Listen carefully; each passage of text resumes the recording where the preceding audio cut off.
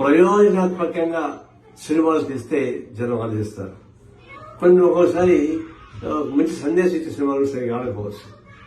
అయితే దానికి నష్టాలు వస్తున్నాయి. అందుకే ఎక్కువ మంది అవి చేయడం లేదు. కొంతమంది ఎక్కువ ఖర్చు పెడుతున్నారు.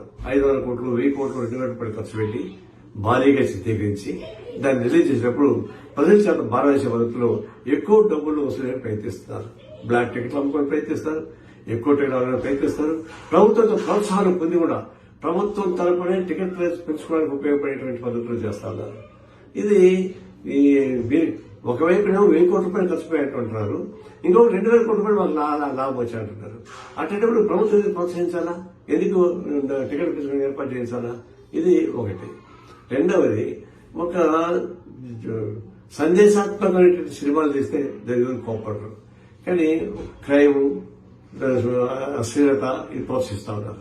అందుకని డబ్బులు రావాలి కాబట్టి సరే అది కళాం తల్లి తటన పడుకోండి. కానీ ఒక వికృత రూపంలో ఉన్నటువంటి ఒక అశ్లీల పద్ధతిలో ఉన్నటువంటి ఒక క్రైమ్ నేరపూరితమైనటువంటి ఈ సంఘటన తీసుకుని పెద్ద సినిమాలు తీస్తామంటే దాన్ని ప్రోత్సహించాల్సిన అవసరం ఎందుకు వచ్చింది? అదే సినిమా తీస్తున్నారు, రోడ్ షోలు చేసుకుని సినిమా హాల్కి వెళ్ళి పదవి రావడం వేరు. అది జనం వెంటబడుతున్నారు, సహజం. జనం వెంటబడే సహజం. జనం తప్పడానికి వెళ్ళ అలాగా ఒక సందర్భం వచ్చినప్పుడు కళాకారులు ఏ విధంగా ఉండాలి, దాన్ని ప్రోత్సహించే పరిశ్రమ ఎట్లా ఉండాలి, దాని ప్రజల సందేశాత్మకంగా లేదా అది చూడాలి. ఎట్లా ప్రభుత్వాలు కూడా ఒక చీప్ పాపులారిటీకి పోయి ఏదో పాపులర్ సినిమా ప్రోత్సహిస్తే వాళ్ళకి ఓట్లు ఎక్కువ వస్తాయని చెప్పి వాళ్ళకి రేట్లు పెంచడానికి ఏర్పాటు చేస్తున్నారు. రేట్లు పెంచడం మీరు ఏర్పాటు చేస్తే ఎవరు చేస్తారు? జనంతో కొనుక్కుంటున్నారు. 100 రూపాయల టికెట్ 1000 రూపాయలు 2000 రూపాయలు పెట్టి మీరే ప్రోత్సహిస్తారక జనం దోపిడీ. ప్రజలు దోపిడీ చేసి వాళ్ళు లాభాలు సంపాదించుకోవచ్చు, ప్రభుత్వం దాన్ని ప్రోత్సహించవచ్చు. వాళ్ళు సినిమా యాక్టర్లు కానీ ప్రొడ్యూసర్లు కానీ నిర్మాతలు కానీ 100,000 కోట్ల రూపాయలు డబ్బులు సంపాదించుకోవచ్చు. ఇది మనకి కనిపిస్తా ఉన్నట్టు సత్యం. ఆ నేపథ్యంలో పుష్ప సినిమాను మనం చూడాలి. పుష్ప సినిమా ఏంటి?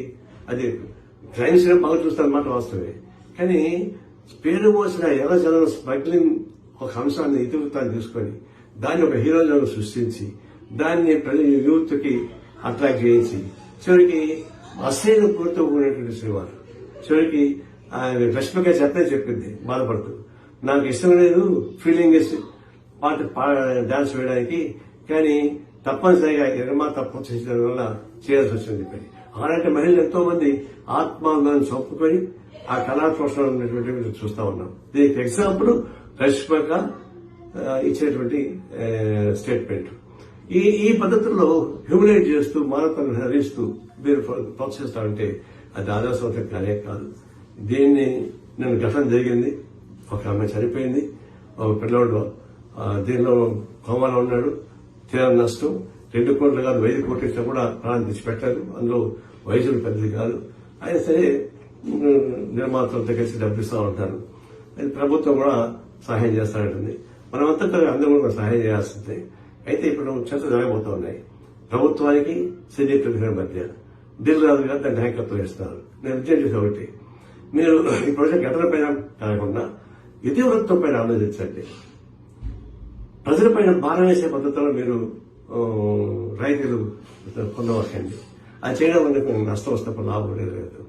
ఇది భవిష్యత్తులో మీరు మీ హద్దులు దాటకూడదు, ప్రభుత్వం కూడా చీప్ టాక్టిక్స్ కోసం పంచుకోకూడదు.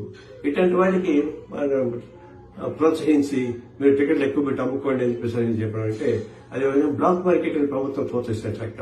అందువల్ల ప్రభుత్వం అలాంటి పని చేయకూడదు. సినిమా సంబంధించినటువంటి నిర్మాతలు కానీ ప్రొడ్యూసర్లు కానీ వారు కూడా మీ హృదయంతో మీరు ఉండి కళాంతరాన్ని ప్రోత్సహిస్తే మేము గౌరవిస్తారు తప్ప ఏ గంట దాడులు చేయరు. అందువల్ల ఇది దాడులు చేశారనే పద్ధతి కాకుండా దాన్ని చేసే అవసరం లేదు, వ్యతిరేకంగా కనిపిస్తున్నాం. దాని కరెక్ట్ కాదని. అయితే అదే సందర్భంలో ఎవరు లక్ష్మణ్ నాయక్ వాళ్ళు దాటుకోవాలంటే ఏ సమస్యలు రావు. దాంట్లో ప్రభుత్వం కానీ సినిమా పరిశ్రమ కానీ పౌరులు కానీ ఎవరి హద్దులో ఉండాలంటే ఎవరి బాధ్యత నిర్వహించాలి. ఆ ప్రకారం చర్చలు సాగితే మంచిదని చెప్పేసి నా ఉద్దేశం.